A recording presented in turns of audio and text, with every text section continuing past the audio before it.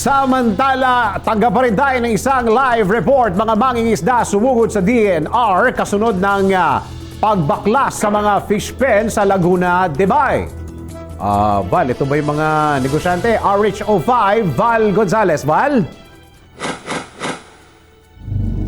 Dennis, sumugod sa punong tanggapan ng Department of Environment and Natural Resources ang mga mamamalakaya at fish pen operators sa Laguna Lake para ibulalas ang kanilang sentimiento sa kanila'y hindi makapirang pasya ni Environment Secretary Gina Lopez na alisin na ang lahat ng mga palay sa nabanggit na lawa.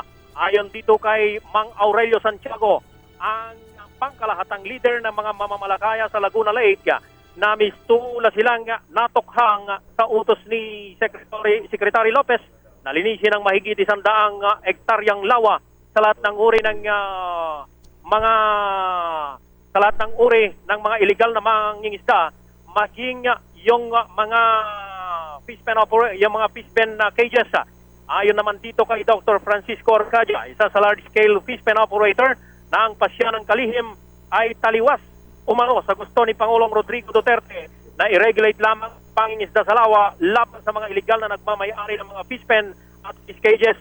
Ano nga kung tuluyang ipagpapawal ang pangisda sa Laguna Lake. 60% ng supply ng isda sa Metro Manila at mga karatig lalawigan ay mawawala. Yan ay bukod pa doon sa mahigit 22,000 manggagawa. Kabilang na rito yung mga mangisda at kanilang mga pamilya na mawawalan ng pangkabuhayan.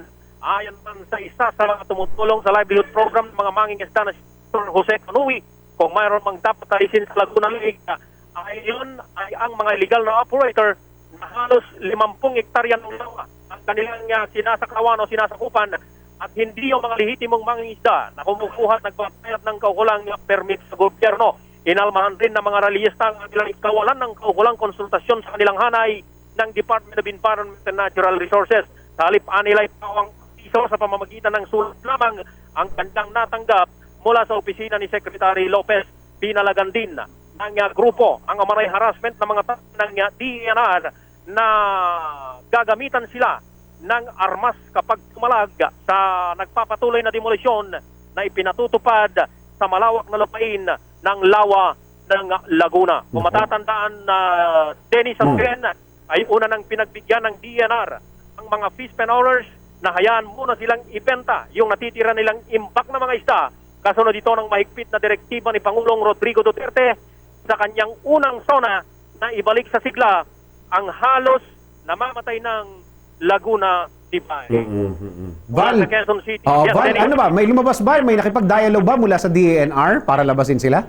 Kahit paano? Dennis, kanina yan yung inaasahan ng mga leader at maging ng mahigit 1,000 pang mga mangingisda na sila ay harapin ng Department of Environment and Natural Resources. Pero as of 10:30 kanina, ay hindi pa sila hinaharap ni naman sa opisyal ng Department of Environment and Natural Resources na nagre-resulta kanina yung pagsugod ng mga realista sa napakahigpit na daloy ng trapiko sa kahabaan ng Visayas Avenue o sa tanggapan mismo, sa punong tanggapan mismo ng Department of Environment and Natural Resources, Dennis. Okay, maraming salamat, Val. Mula sa Quezon City, yan ang DCRH News. Val Gonzales, RH number 5, naglilingkod sa pagbabalita. Nagbabalita ng live si RHO5, Val Gonzales. Samantala, I-like po ang page ng DZRH News Television para updated at i-share ang trending news na balitang ito para mas marami ang makabalita. At mag-comment para alam namin ang opinion mo.